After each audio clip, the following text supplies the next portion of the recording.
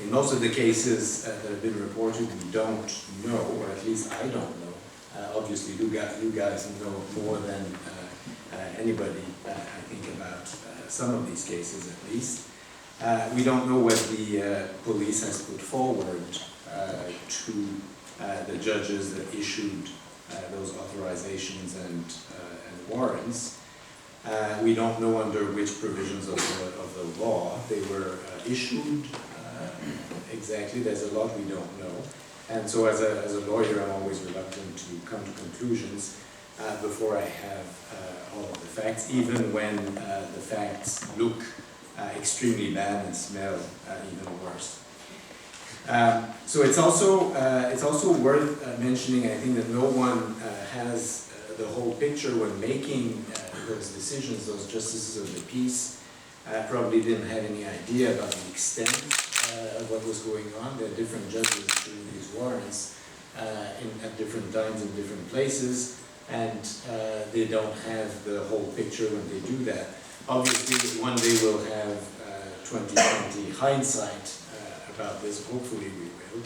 But I think we're quite far from that at the moment. The second thing I'd like to say by way of clarification has to do with the judicial justices of the peace, or presiding justices of the peace, who were mentioned in the newspapers. They're called juges de paix magistrats here in Quebec, and they were represented in the media, in the press, as civil servants with no training or no stature. And I'm afraid this reference was actually to the situation that prevailed earlier.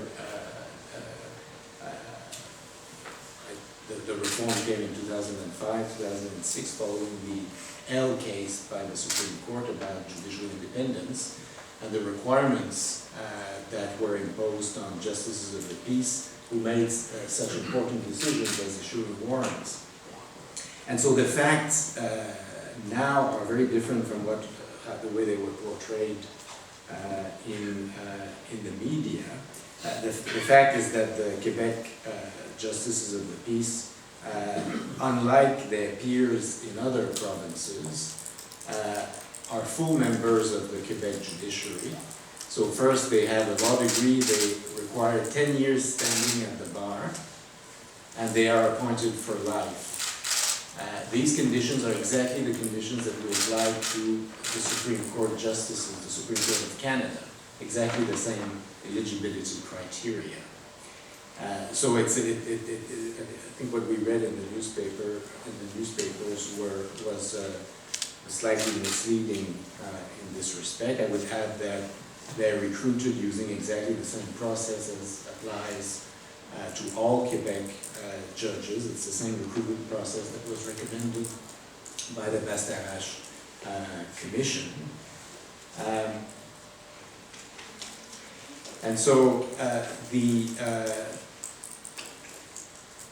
just paints a sort of a different picture. Obviously, the justices of the peace, like all other judges, are human beings, and so they can make mistakes.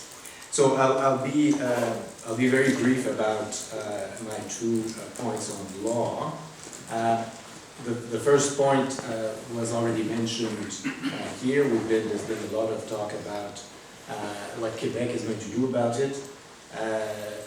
Quebec obviously cannot do very much about it. That's a reality, because it is the federal parliament that has legislative competence on criminal law as well as telecommunications, and there's nothing that Quebec can do about this. Quebec cannot change the criteria that were nicely laid out by Mark here, and that